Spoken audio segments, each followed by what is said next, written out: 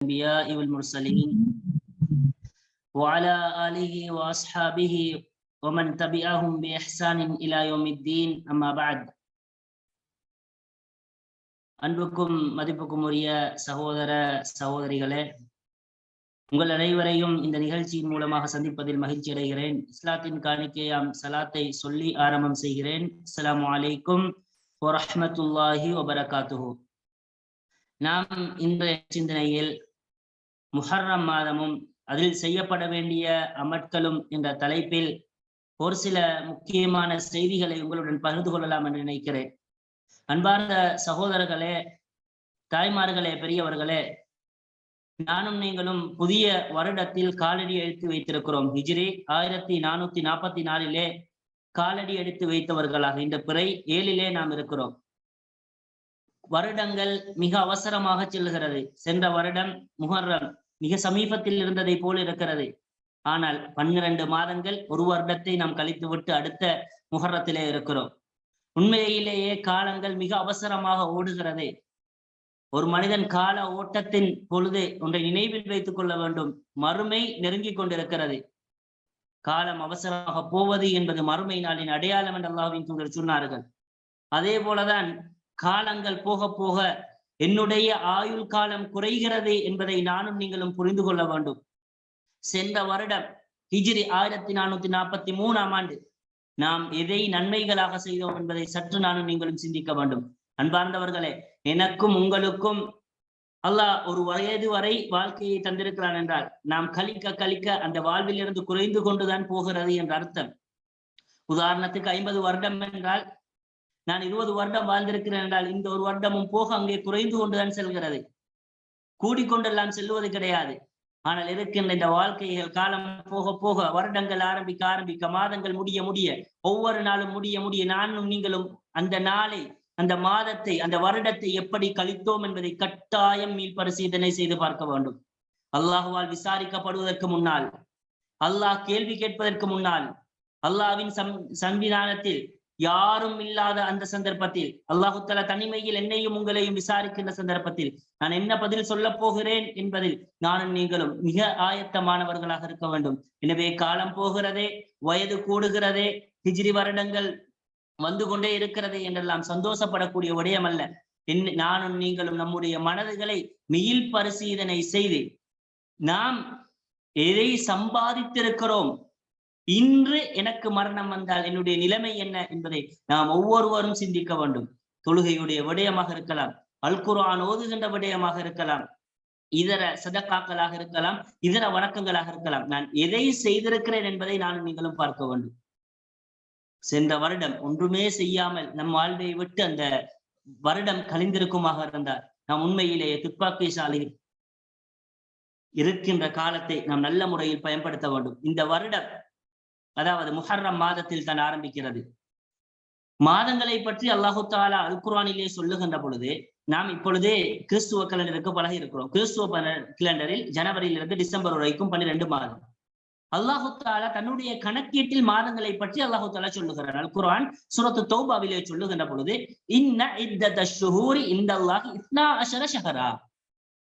அல்லாஹு தஆலா தன்னுடைய ஏட்டினிலே, தன் பார்வையில் வருடத்துக்குரிய மாதங்கள் 12 என்று அல்லாஹு தஆலா சொல்லிவிட்டு அது எப்பொழுதிலிருந்து என்று அல்லாஹு தஆலா சொல்லுகின்ற பொழுது யௌம ஹலக்கஸ் ஸமாவாத்தி வல் அர்த், வானம் பூமி படைக்கப்பட்ட காலத்திலிருந்து இதுதான் கணக்கீடு. முகமது நபியுடைய சமூகத்துக்கு மட்டுமல்ல, நபி மூசா அலைஹிஸ்ஸலாமோ நபி இப்ராஹிம் அலைஹிஸ்ஸலாமுடைய சமூகத்திலிருந்து துவங்கவில்லை. வானம் பூமி படைக்கப்பட்ட காலத்திலிருந்து அல்லாஹுடைய பார்வையில் வருடம் என்றால் 12 மாதம். சொல்லிவிட்டு அல்லாஹு தஆலா சொல்லுகிறான் மின்ஹா அர்பஅத்துன் ஹுரும், அதிலே 4 மாதங்கள் இருக்கிறது. அந்த 4 மாதங்களும் கண்ணியமான மாதங்கள். 4 மாதங்கள் கண்ணியமான மாதங்கள் என்று அல்லாஹு தஆலா சொல்லிவிட்டு அல் குர்ஆனிலே சொல்லுகிறான். அந்த மாதங்களில் ஃபலா தظلموا فيهن انفسكم, உங்களில் அநியாயங்கள் செய்து கொள்ள வேண்டாம் என்று அல்லாஹு தஆலா சூரத்து தௌபா 36வது வசனத்தில் சொல்லுவதை நமக்கு பார்க்கலாம். அல்லாஹ்வின் தூதர் இந்த கண்ணியமான மாதங்கள் எது என்று சொல்லுகின்ற பொழுது சஹீஹுல் புகாரி, முஸ்லிம் போன்ற கிரந்தங்களிலே பதிவு செய்யப்பட்டிருக்கின்ற ஹதீஸ், அஸ்ஸனா 12 ஷஹரன், வருடம் என்பது 12 மாதங்கள். மின்ஹா அர்பாத்துன் ஹுரும், அதிலே 4 மாதங்கள் கண்ணியமானது. ஸலாஸத்துன் முத்தவாலியாத், அல்லாஹ்வின் தூதர் சொன்னார்கள் அதிலே 3 மாதங்கள் தொடராக வரும். அந்த 4 மாதத்தில் 3 மாதங்கள் தொடராக வரக்கூடியது. அந்த 3 என்ன? துல்காதா, துல்ஹிஜ்ஜா, முஹர்ரம். தொடராக வரக்கூடியது துல்காதா, துல்ஹிஜ்ஜா, முஹர்ரம். 10ஆம் மாதம் துல்காதா, 11ஆவது மாதம் துல்காதா, 12ஆவது மாதம் துல்ஹிஜ்ஜா, 1வது மாதம் முஹர்ரம். 3 தொடராக வரக்கூடியது சொல்லிவிட்டு சொன்னார்கள். அடுத்தது ரஜப், ஜமாதுல் ஆஹிருக்கும் ஷஅபானுக்கும் மத்தியில் வரக்கூடியது என்று அல்லாஹ்வின் தூதர் சொன்னதை பார்க்கலாம். அப்படி என்றால் நாம் இருக்கக்கூடிய வருடம் துவங்கக்கூடிய இந்த முஹர்ரம் மாதமும் கண்ணியமானது. வருடம் முடியக்கூடிய மாதமான துல்ஹிஜ்ஜா மாதம் அதுவும் சிறப்புக்குரிய மாதம் என்பதை நமக்கு பார்க்கலாம். இந்த முஹர்ரத்தை பொறுத்தவரையில் இந்த முஹர்ரம் மாதம் என்பது ஸஃபருல் அவ்வல் என்று ஜாஹிலியா காலத்தில் அழைக்கப்பட்ட ஒரு பெயர். முஹர்ரத்துக்கு ஒரு ஜாஹிலியா காலத்தில் ஸஃபருல் அவ்வல் என்று பெயர் சூட்டப்பட்டிருந்தது. நபிகளார் ஸல்லல்லாஹு அலைஹி வஸல்லம் அவர்கள் தான் முஹர்ரம் என்று பெயர் சூட்டினார்கள். அல்லாஹ்வின் தூதர் சொல்லுகின்ற பொழுது ஒரு சொல்லை கூட்டி சொன்னார்கள். என்ன? ஷஹருல்லாஹில் முஹர்ரம், அல்லாஹுடைய மாதம் முஹர்ரம் என்றார்கள். அல்லாஹுடன் சேர்த்து ஒரு மாதத்தின் பெயர் சொல்லப்படுகிறது என்றால் அது முஹர்ரம் மாதம். அன்பார்ந்தவர்களே, அல்லாஹுடைய பெயர் ஒன்றுடன் சேர்த்து சொல்லப்பட்டால் அதற்கு கண்ணியம் இருக்கிறது என்று அர்த்தம். உதாரணத்துக்கு பைத்துல்லா, அல்லாஹுடைய வீடு. அப்படி என்றால் அடுத்த வீட்டிலிருந்து பள்ளி வாயல்கள் வித்தியாசப்படுகிறது. பள்ளி வாயல்களுக்கு தான் அல்லாஹு தாலா பைத்துல்லா, அல்லாஹுடைய வீடு என்று சொன்னார். அப்படி என்றால் என்னுடைய வீட்டுக்கும் அல்லாஹுடைய வீட்டுக்கும் வித்தியாசம் இருக்கிறது, பள்ளிக்கும் வித்தியாசம் இருக்கிறது. அது ஏன்? அல்லாஹுடைய வீடு என்று அல்லாஹு தாலா சொல்லுகிறார். அதே போல நிறைய சம்பவங்களை நாம் பார்க்கலாம். நிறைய இடங்களில் அல்லாஹு தாலா தன்னுடைய பெயரை பயன்படுத்துகின்ற பொழுதெல்லாம் அதே போல வேறு இருந்தாலும் அதுக்கு ஒரு ஸ்பெஷலே அல்லாஹு தாலா வைத்திருக்கிறான் என்பதை நாம் அறிந்து கொள்ள முடியும். அன்பார்ந்தவர்களே, அல்லாஹு தாலா தன்னுடைய பெயருடன் அல்லாஹுடைய மாதம் முஹர்ரம் என்று சொல்லுகிறான் என்றார். ஏற்கனவே முஹர்ரம் என்பது கண்ணியமான மாதம் தான். அல்லாஹ்வின் தூதர் சொல்லுகின்ற பொழுது அல்லாஹுடைய மாதம் முஹர்ரம் என்றார்கள். இன்னும் அதனுடைய கண்ணியத்தை நமக்கு இதன் மூலமாக, இந்த சொல்லின் மூலமாக பார்க்கலாம். அதனால் தான் இமாம் குர்துபி அவர்கள் சொல்லுகிறார்கள், அல்லாஹ்வை நினைவு கூறுவதிலும் அநியாயம் செய்யக்கூடாது என்ற தடையும், அதாவது அல்லாஹ்வை நினைவு கூறுகின்ற அந்த ஏவல், அநியாயம் செய்யக்கூடாது என்ற அந்த தடை, இந்த இரண்டும் ஏனைய மாதத்துக்கும் இருக்கும் தான். ஆனாலும் அல்லாஹு தாலா இந்த குறிப்பிட்டு இந்த மாதங்களை கண்ணியப்படுத்துவதற்காக அவைகளை சொல்லி இருக்கிறான். பலா தொந்தலிமோ ஃபீஹின்ன அன்ஃபுஸக்கும் என்று அல்லாஹு தாலா அநியாயத்தை கண்டிக்கிறானே, இந்த மாதத்தில் அநியாயம் செய்யக்கூடாது என்கிறானே. அன்பார்ந்தவர்களே, நாம் வரலாற்று நெடுகிலும் எடுத்து பார்த்தார் போர்கள் இந்த மாதங்களில் நடைபெறவில்லை. அல்லாஹு தாலா போர் செய்வதை இந்த மாதத்தில் தடை செய்திருக்கிறார். நாம் அநியாயம் செய்யக்கூடாது, அநியாயம் செய்யப்படவும் கூடாது. ஆனால் குறிப்பாக இன்றைய காலத்தில் கூடுதலாக மக்கள் அநியாயம் செய்யப்படுகிறார்கள், ஏமாற்றப்படுகிறார்கள். அதே போல என்னென்ன வயலில் எல்லாம் ஒரு மனிதன் ஏமாற்றப்படுகிறானோ, என்னென்ன வயலில் அநியாயம் செய்யப்படுகிறானோ, அந்த காரியங்கள் எல்லாம் இந்த காலங்களில் கூடுதலாக நடைபெறுகிறது. சண்டை பிடித்துக் கொள்வது, அடுத்தவர்களுக்கு மோசமான முறையில் நடந்து கொள்வது எல்லாம் இந்த மாதங்களில் நடைபெறுகிறது. பொதுவாகவே இது கூடாது என்றாலும் அல்லாஹு தாலா குறிப்பிட்டு இந்த மாதத்தில் இதனுடைய சங்கையை பாதுகாக்க வேண்டும் என்பதற்காக வேண்டி இவைகளை தடை செய்திருக்கிறான் என்பதை நானும் நீங்களும் புரிந்து கொள்ள வேண்டும். நாம் ஏனைய மாதங்களை கழிப்பதை போல இந்த மாதத்தை நாம் கழித்து விடக் கூடாது. இந்த மாதத்திலே நாம் என்ன அமல்களை கூடுதலாக செய்யலாம் என்று நாம் பார்த்தோமாக இருந்தால், பொதுவாகவே எல்லா வணக்கங்களையும் எல்லா காலத்தில் செய்வதை போல இதிலும் செய்யலாம். ஆனால் குறிப்பாக அல்லாஹ்வின் தூதர் இந்த மாதத்தில் நோன்பை நமக்கு சொன்னார்கள். சஹீஹுல் புகாரியில் வரக்கூடிய செய்தி, சஹீஹுல் முஸ்லிமிலே வரக்கூடிய செய்தி, அபூ ஹுரைரா என்ற நபித்தோழர் அறிவிக்கிறார், அஃதலு ஸியாம் பஅத ரமலான் ஷஹ்ருல்லாஹில் முஹர்ரம்.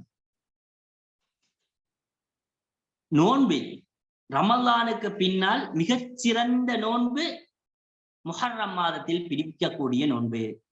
சொல்லிவிட்டு சொன்னார்கள், வ அஃதலு ஸலாத்தி பஅதல் ஃபரீதா, ஐவேளை தொழுகைக்கு பின்னால் மிக சிறந்த தொழுகை ஸலாத்துல் லைல், இரவு தொழுகை என்று அல்லாஹ்வின் தூதர் சொன்னார். அப்படி என்றால் ஐவேளை தொழுகை மிக சிறந்தது. அதற்கு அடுத்தபடி சிறப்பு என்றால் அது இரவு தொழுகை. அது வித்ராக இருக்கலாம், அது தஹஜ்ஜுதாக இருக்கலாம், கியாமுல் லைலாக இருக்கலாம், தராவீஹாக இருக்கலாம். பெயர்கள் வித்தியாசப்பட்டாலும் தொழுகை ஒன்றுதான். அதே போலதான் ரமலானுக்கு அடுத்தபடியாக சிறப்பான நோன்பு இருக்குமாக இருந்தால், கண்ணியமான அல்லாஹ்வுக்கு மிக பிடித்த நோன்புகள் இருக்குமாக இருந்தால் அது முஹர்ரம் மாதத்தில் பிடிக்கப்படக்கூடிய நோன்பு. அப்படி என்று வருகின்ற பொழுது இமாம்கள் சில இடங்களில் விளங்கப்படுத்துகின்ற பொழுது பொதுவான நோன்புடன் ஒப்பிட்டு பார்க்கின்ற பொழுது முஹர்ரமுடைய நோன்பு சிறந்தது. ஆனால் சில நோன்புகள் ஏனைய காலத்தில் பிடிக்கப்படக்கூடிய நோன்புகள் முஹர்ரத்தில் பிடிப்பதை விட சிறப்புக்கு இருக்கிறது. உதாரணத்துக்கு அரஃபாவுடைய நோன்பு. துல்ஹஜ் மாதத்தின் முதல் 10 நாட்களில் பொதுவாக 10வது நாள் பிடிக்க முடியாது, பெருநாளுடைய 9வது நாள் அரஃபா. அந்த காலங்களில் பிடிக்கக்கூடியது சிறந்தது. பொதுவான நோன்பு ஏனைய காலத்தில் பிடிப்பதா முஹர்ரத்தில் பிடிப்பதா என்று பார்த்தால் முஹர்ரத்தில் பிடிப்பதுதான் சிறந்தது. ஏனென்றால் அல்லாஹ்வின் தூதர் அப்படித்தான் நமக்கு வழிகாட்டி இருக்கிறார்கள், அதைத்தான் நமக்கு சொல்லி இருக்கிறார்கள் என்பதை நமக்கு இங்கே பார்க்க முடியும். இமாம் இப்னு காசிம் என்று சொல்லக்கூடிய அறிஞரும் இதே கருத்தை சொல்லி இருப்பதாக பார்க்கலாம். அன்பார்ந்தவர்களே, சஹாபாக்களும் சரி இமாம்களும் சரி, குறிப்பாக முதல் 10 நாட்கள் துல்ஹஜ் மாதம், அதாவது துல்ஹஜ் மாதத்தில் எப்படி நாம் முதல் 10 நாட்களை மிக கண்ணியமாக பார்ப்போமோ, ரமலானில் எப்படி கடைசி 10 நாட்களை கண்ணியமாக பார்ப்போமோ, முஹர்ரம் மாதத்தின் முதல் 10 நாட்களும் சலஃபுகளால் நமக்கு முன் சென்ற நல்லடியார்களால் கண்ணியமான நாட்களாக பார்க்கப்பட்டது. குறிப்பாக கூடுதலான நோன்புகளை அங்கே பிடித்திருக்கிறார்கள் என்பதையும் நமக்கு ஹதீஸ்களிலே பார்க்க முடியும். குறிப்பாக அந்த நோன்புகளிலும் குறிப்பாக பிறை 10வது நாள் ஆஷுரா என்று சொல்லப்படக்கூடிய நாள், ஆஷுரா நோன்பு. ஆஷுரா நோன்பை பொறுத்தவரையில், அதாவது ரமலான் என்ற அந்த நோன்பு கடமையாகுவதற்கு முன்னால் முஹர்ரம் மாதத்தில் ஆஷுரா நோன்பை நபிகளார் ஸல்லல்லாஹு அலைஹி வஸல்லம் அவர்கள் நோற்றவர்களாக இருந்தார்கள். அதாவது ரமலான் நோன்பு கடமையாகுவதற்கு முன்னால் நபிகளார் ஸல்லல்லாஹு அலைஹி வஸல்லம் அவர்களும் சரி அவர்களுடன் இருந்தவர்களும் சரி கட்டாயமாக வாஜிபாக, எப்படி நான் ரமலான் நோன்பை பிடிப்போமோ அதே போல ஒரு கட்டாய கடமையாக முஹர்ரம் மாதத்தில் இந்த ஆஷுரா நோன்பு இருந்தது. ஆஷுரா நோன்பை பொறுத்தவரையில் ஜாஹிலிய காலத்திலிருந்தே பிடிக்கப்பட்ட ஒரு நோன்பு. நபிகளார் ஸல்லல்லாஹு அலைஹி வஸல்லம் அவர்கள் சம்பந்தமாக வருகின்ற ஹதீஸ்களில் நாம் பார்க்கின்ற பொழுது ஆஷுரா நோன்பு ஆயிஷா ரலியல்லாஹு அன்ஹா, அதாவது ஆயிஷா ரலியல்லாஹு அன்ஹா அவர்கள் அறிவிக்கக்கூடிய செய்தி, நபிகளார் ஸல்லல்லாஹு அலைஹி வஸல்லம் அவர்கள் ஜாஹிலிய காலத்தில் இருக்கின்ற பொழுது அன்ன குரைஷன் கானத் தஸூமு ஆஷுரா ஃபில் ஜாஹிலியா, குரைஷிகள் ஆஷுரா நோன்பை பிடிக்கக்கூடியவர்களாக இருந்தார்கள், அல்லாஹ்வின் தூதரும் பிடிக்கக்கூடியவர்களாக இருந்தார்கள் என்பதை நமக்கு பார்க்கலாம். அல்லாஹ்வின் தூதர் ஜாஹிலியா காலத்தில் இருக்கின்ற பொழுது குறைஷி காபிர்களும் இந்த ஜாஹிலியா காலத்தில் ஆரம்ப காலத்தில் இஸ்லாம் வருவதற்கு முன்னால் இந்த முஹர்ரம் மாதத்தில் ஆஷுரா முஹர்ரத்தில் பிறை 10 நோன்பு நோற்று கொண்டு இருந்தார்கள். இஸ்லாம் வர அல்லாஹ்வின் தூதர் அதை நிறுத்தினார்கள். அப்படியே காலங்கள் ஓடியது. அல்லாஹ்வின் தூதர் மதீனாவுக்கு வருகிறார். அல்லாஹ்வின் தூதர் மதீனாவுக்கு வருகிறார். மதீனாவுக்கு வந்தால் அல்லாஹ்வின் தூதர் வருகின்ற மாதம் முஹர்ரம் மாதம், அதாவது ஹிஜ்ரி கலண்டரில் முதல் மாதம் முஹர்ரம் வருவதற்கு காரணமே அல்லாஹ்வின் தூதருடைய ஹிஜ்ரத்து தான். அல்லாஹ்வின் தூதர் மதீனாவுக்கு வருகிறார்கள். வந்து பார்த்தால் யஹூதிகள் நோன்பு பிடித்துக் கொண்டிருக்கிறார்கள். அல்லாஹ்வின் தூதருக்கு ஞாபகம் வருகிறது, ஜாஹிலியா காலத்தில் நாம் நோன்பு பிடித்திருக்கோம். அல்லாஹ்வின் தூதர் வந்து அந்த மனிதர்களிடத்தில் கேட்கிறார்கள், யஹூதிகளிடம் வந்து கேட்கிறார்கள், நீங்கள் ஏன் இந்த நாளில் நோன்பு பிடிக்கிறீர்கள்? காரணத்தை அல்லாஹ்வின் தூதர் கேட்கிறார்கள். அதாவது ஜாஹிலியா காலத்தில் இருந்தவர்கள் ஏதோ நோன்பு பிடித்து வந்தார்கள். அதாவது ஜாஹிலியா காலத்தில் இருந்தவர்களுக்கும் யஹூதிகளுக்கும் வித்தியாசம் இருக்கிறது. ஜாஹிலியா காலத்தில் இருந்தவர்கள் சிலை வணங்கி கொண்டிருந்தவர்கள், அறியாமையில் இருந்தவர்கள். ஆனால் யஹூதிகளை பொறுத்தவரையில் வேதம் கொடுக்கப்பட்டவர்கள். இவர்கள் காரணத்தோடு நோன்பு பிடித்தார்கள், அவர்கள் காரணம் இல்லாமல் பிடித்தார்கள். அல்லாஹ்வின் தூதர் இவர்களிடத்தில் கேட்டதும் அவர்கள் சொன்னார்கள், ஹாதா யௌமுன் சாலிஹ், இது ஒரு நல்ல நாள். ஏன் நல்ல நாள்? இந்த நாளில் தான் நபி மூசா அலைஹிஸ்ஸலாம் அவர்களை அல்லாஹ் தஆலா ஃபிர்அவுனிடமிருந்தும் அவருடைய கூட்டத்தில் இருந்தும் மூசா அலைஹிஸ்ஸலாம் அவர்களையும் அவர்களுடைய கூட்டத்தையும் காப்பாற்றிய நாள். நபி மூசா அலைஹிஸ்ஸலாம் அவர்கள் அல்லாஹ்வுக்கு நன்றி செலுத்துவதற்காக வேண்டி இந்த நாளில் நோன்பு பிடித்தார்கள். ஃபனஹ்னு நஸூமுஹு, அதனால் தான் நாங்களும் நோன்பு பிடிக்கிறோம் என்று சொன்னார்கள். அப்படி என்றால் இந்த நோன்பு அல்லாஹ்வின் தூதர் புதிதாக கண்ட ஒரு நோன்பு அல்ல. ஜாஹிலிய காலத்தில் அல்லாஹ்வின் தூதரும் பிடித்தது, ஜாஹிலியத்து மக்களும் பிடித்தது. ஆனால் மதீனாவுக்கு வந்த உடன் தான் அல்லாஹ்வின் தூதருக்கு இது ஞாபகம் வருகிறது. அல்லாஹ்வின் தூதர் ஏன் காரணத்தை கேட்கிறார்கள். காரணம் தெரிந்திருக்கவில்லை அல்லாஹ்வின் தூதருக்கு. காரணத்தை அல்லாஹ்வின் தூதர் அறிந்ததும் அல்லாஹ்வின் தூதர் சொன்னார்கள், ஃபனஹ்னு அஹக்கு பிமூசா மின்கும், உங்களை விட மூசாவில் உரிமை கொண்டாடக்கூடியவர்கள் நாங்கள். வேதம் கொடுக்கப்பட்டவர்கள் திரிவுபடுத்தினார்கள். மூசா அலைஹிஸ்ஸலாத்துக்கு கொடுக்கப்பட்ட தௌராத்தை திரிவுபடுத்தினார்கள். மூசா அலைஹிஸ்ஸலாம் சொன்னதை போல வாழவில்லை. மூசாவுக்கு சொந்தக்காரர்கள் நாம். ஃபனஹ்னு அஹக்கு பிமூசா மின்கும், உங்களை விட மூசாவுக்கு சொந்தக்காரர்கள் நாம் என்று சொல்லி அல்லாஹ்வின் தூதர் நோன்பை பிடித்தார்கள். இந்த நோன்பு ஆரம்பத்தில் வாஜிபாக இருந்தாலும், அல்லாஹ்வின் தூதர் அந்த வருகையுடன் வாஜிபாக இருந்தாலும், ரமலான் வர அந்த வாஜிப் என்ற தன்மை போய் அது சுன்னத்தாக மாறிவிடுகிறது. எப்படி என்றால் அல்லாஹ்வின் தூதர் ஸல்லல்லாஹு அலைஹி வஸல்லம் அவர்கள் சொன்னார்கள், ஃபமன் ஷாஅ ஃபல்யஸும்ஹு, யார் விரும்புகிறாரோ அவர் நோன்பு நோற்றுக் கொள்ளட்டும். ஃபமன் ஷாஅ ஃபல்யுஃப்திர்ஹு, யார் நாடுகிறாரோ அவர் அதை விடட்டும் என்று சொன்னார்கள். சஹீஹுல் புகாரி போன்ற கிரந்தங்களில் பார்க்கலாம். அல்லாஹ்வின் தூதர் ஏற்கனவே விட்ட கட்டளை, அந்த வாஜிப் என்று சொன்னார்களே, பர்து என்று சொன்னார்களே, அந்த கட்டளையை நீக்கி அதை ஒரு சுன்னத்தாக அல்லாஹ்வின் தூதர் இங்கே அடையாளப்படுத்தினார்கள். அதுக்கு காரணம் ரமலான் வந்ததுதான். அப்படி இருக்கின்ற பொழுது அல்லாஹ்வின் தூதர் இதை சாதாரணமாக அதற்கு பின்னால் விட்டு விட்டார்களா என்று நாம் பார்த்தோமாக இருந்தால் இல்லை. அல்லாஹ்வின் தூதர் மிக கவனம் செலுத்தி இருக்கிறார்கள் இந்த நோன்பில்.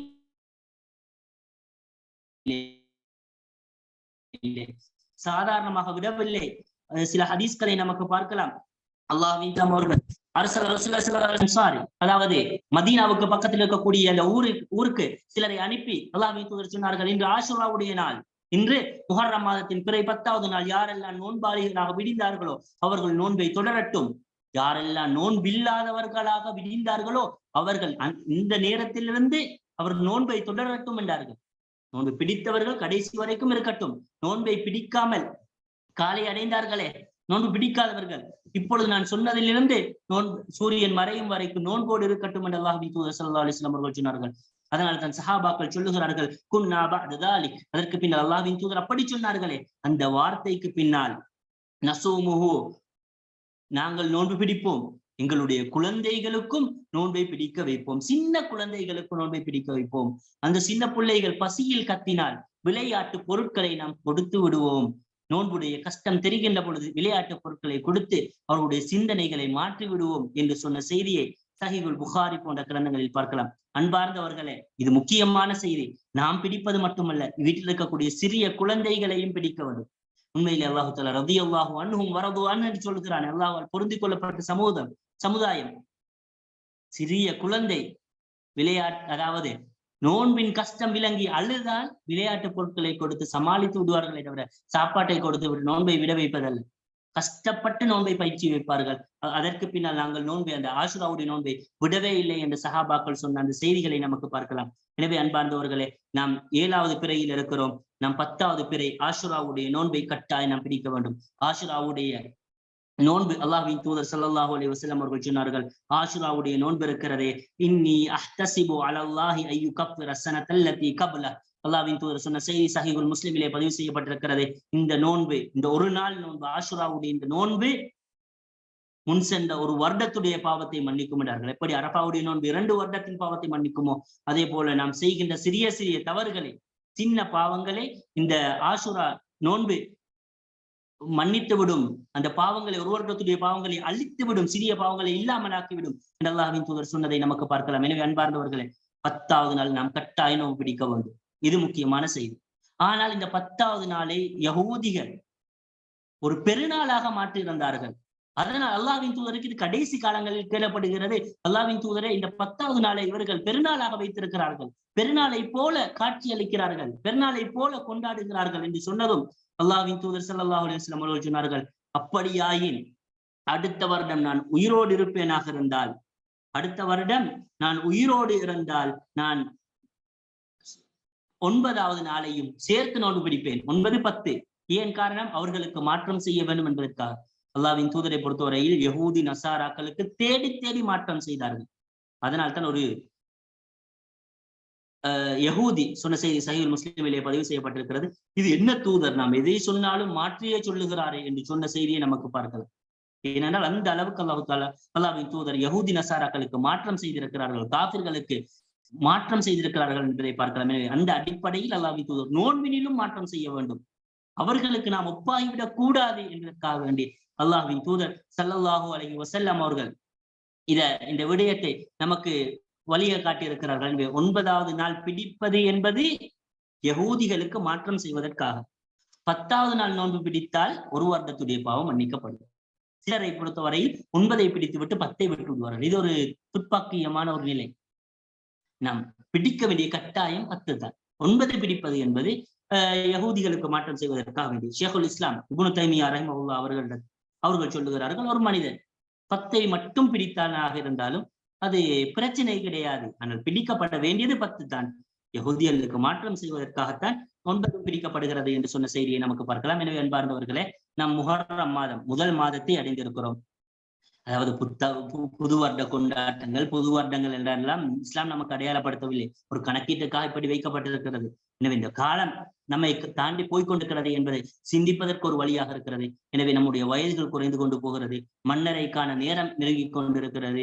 இருக்கின்ற காலத்தை நல்ல முறையில் நாம் பயன்படுத்த வேண்டும். குறிப்பாக இந்த முஹர்ரம் மாதத்தை கூடுதலாக நாம் முடியுமான அளவு நோன்பினிலே பயன்படுத்த வேண்டும். நோன்பினிலே சிறந்த நோன்பு தாவூத் அலைஹிஸ்ஸலாம் அவர்களுடைய நோன்பு என்று அல்லாஹ்வின் தூதர் சொல்லிவிட்டு சொன்னார்கள். அவர் ஒரு நாள் பிடித்து விட்டு மறுநாள் விட்டு விடுவார். ரமலானை போல நாம் தொடராக பிடிப்பதுகள் விட்டு விட்டு பிடிப்பதுதான் நோன்பினிலே சிறந்த நோன்பு என்று அல்லாஹ்வின் தூதர் ஸல்லல்லாஹு அலைஹி வஸல்லம் அவர்கள் சொல்லி இருக்கிறார்கள். எனவே நாம் குறிப்பாக இந்த மாதத்தில் கூடுதலான நோன்புகளை பிடிக்கக்கூடியவர்களாக மாற வேண்டும். மிக முக்கியமாக 9, 10 இந்த 2 நாளையும் நான் நோன்பு பிடிக்க வேண்டும். 10வது நாளுடைய நோன்பு நாம் அறியாமல் நிறைய தவறுகள் செய்திருப்போம். நம்மை அறியாமல் நிறைய பிழைகள் நடந்திருக்கும். அவைகளுக்கெல்லாம் பாவம் மன்னிப்பாக அமையும். எனவே வல்லவன் ரஹ்மான் என்னையும் உங்களையும் பொருந்திக் கொண்டு நல்ல மக்களை செய்து நாளை மறுமையில் ஜன்னத்துல் ஃபிர்தௌஸில் ஒன்று சேர்கின்ற பாக்கியத்தை தந்தார்கள் புரிவானாக. வாஹிர் தஅவானா அல்ஹம்துலில்லாஹ்.